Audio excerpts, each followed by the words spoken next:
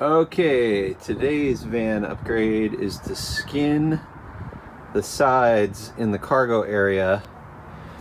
It's already getting all scratched up from stands and impact. This is thin sheet metal, single layer, and stands and cases will dent the exterior of the van. I've waited far too long to do this, but I got a window this morning to do it. So step one is to make a template, which I've done here. See, I gotta trim this edge a little bit more with scissors. I'll do that next. But I got most of the wheel hump contour marked.